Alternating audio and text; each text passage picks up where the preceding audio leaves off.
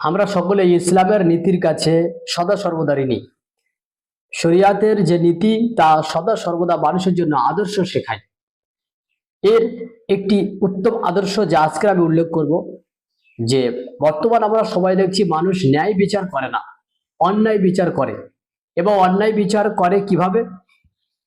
যখন তারা দেখে যে অপরাধটি এসেছে কোনো একটি উপর মহলের পক্ষ থেকে, তাহলে সেই অপরাধকে ছোট করে দেখা হয় এবং তার বিচার কার্য ঠিকভাবে করা হয় না, তাকে ছেড়ে দেওয়া হয় বললে চলে। অপরদিকে যদি দেখা যায় যে অপরাধ করে যেমন ব্যক্তি, যে ব্যক্তি নিম্ন শ্রেণীর ব্যক্তি, তাহলে তার সঙ্গে সঠিক আচরণ করে তার থেকে বিচার নেওয়া হয়, অর্থাৎ তার বিচার যতটুকু পাওনা তার থেকে বেশি জোর করে জুলুম করে তার বিচার করা হয়। অর্থাৎ যখন আমরা কোনো উচ্চ পর্যায়ের মানুষকে অপরাধ করতে দেখি, তার বিচার আমরা করি না। আর নিম্ন পর্যায়ের মানুষের কোনো অপরাধ দেখলে তখন তার বিচার করার জন্য আমরা সকলে তার প্রতি ঝাঁপিয়ে পড়ি। এই বিষয়টি কিন্তু অ্যাকচুয়ালি রাসূল সাল্লাল্লাহু আলাইহি ওয়াসাল্লামের যুগের আগে ছিল, অর্থাৎ জাহিলি যুগে এই বিষয়টি ছিল। এই মর্মে আমরা দেখতে পাই যে মুহাম্মদ সাল্লাল্লাহু আলাইহি ওয়াসাল্লাম তিনি আমাদেরকে শিখিয়েছেন যে বিচার, ন্যায় বিচার করতে গেলে কিরূপ পথ অবলম্বন করা উচিত। আজকের যদি আল্লাহ নবী সাল্লাল্লাহু আলাইহি ওয়াসাল্লামের আদর্শকে আমরা গ্রহণ করতে পারতাম, তাহলে আমাদের মধ্যে ন্যায় বিচার থাকতো, ন্যায় নীতি থাকতো, যদি আমরা রাসূল সাল্লাল্লাহু আলাইহি ওয়াসাল্লামের আদর্শকে সকলেই মেনে নিতাম। চলুন এই মর্মে আমরা একটি হাদিস উল্লেখ করি। এই হাদিসটি উল্লেখ করা হয়েছে নাসার মধ্যে 4901 নম্বর হাদিস। আয়েশা রাদিয়াল্লাহু আনহা তিনি বলছেন, আন্না কুরাইশান আহাম্মাহুম শাআনুল মাখজুমিyyah আল্লাতী সারাকাত। মাখজুমি গোত্রের একজন সম্মানিত মহিলা, সেই মহিলা চুরি করে।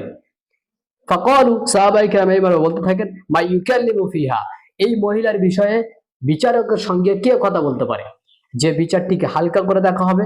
ক্বালু, তখন সাহাবাদের মধ্যে কিছুজন এই মর্মে আলোচনা করলেন, মাই ইয়াজতারিউ আলাইহি ইল্লা উসামাতু ইবনে যায়েদ হিব্বু রাসূলিল্লাহ সাল্লাল্লাহু আলাইহি ওয়াসাল্লাম।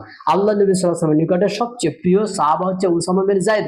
সুতরাং উসামা বিন যায়েদকে এই মর্মে সুপারিশের জন্য বলা হোক যে আল্লাহ নবী, এই মহিলা তো চুরি করেছে, তো তার বিচারটিকে একটু হালকা করে দেখা হোক। আল্লাহ নবী সাল্লাল্লাহু আলাইহি ওয়াসাল্লামের সঙ্গে এইরূপ কথা বলার জন্য বলা হলো উসামা বিন যায়েদকে।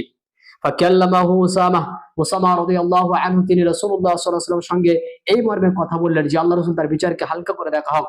ফাকাল রাসূলুল্লাহ সাল্লাল্লাহু আলাইহি ওয়াসাল্লাম, এমত অবস্থায় রাসূলুল্লাহ সাল্লাল্লাহু আলাইহি ওয়াসাল্লাম তিনি উসামা বিন যায়েদকে এই মর্মে বলছেন যে উসামা বিন যায়েদ, ইন্নামা হালাকাল্লাযীনা মিন ক্বাবলিকুম, তোমাদের পূর্বে যে সমস্ত ব্যক্তিরা ছিল তারা ধ্বংস হয়েছে এই রূপেই।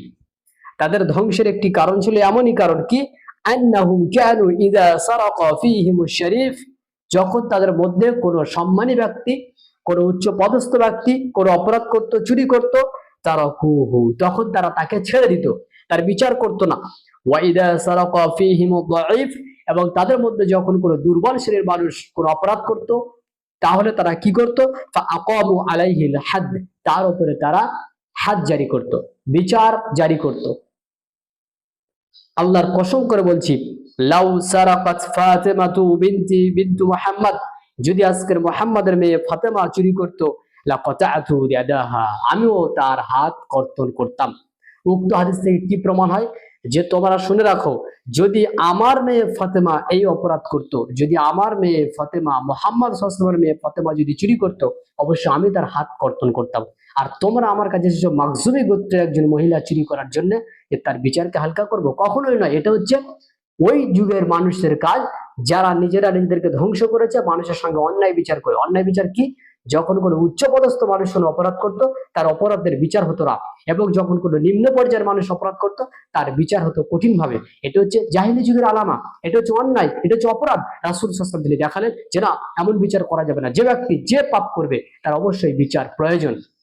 এমনকি আল্লাহ রাসূল এখানে সাক্ষ্য দিলেন যে আমি তো তার সুপারিশ গ্রহণ করবোই না, বরং এই ক্ষেত্রে যদি আমার মেয়ে ফাতেমা নিজেই চুরি করত, আমি অবশ্যই তার হাতকে কর্তন করতাম।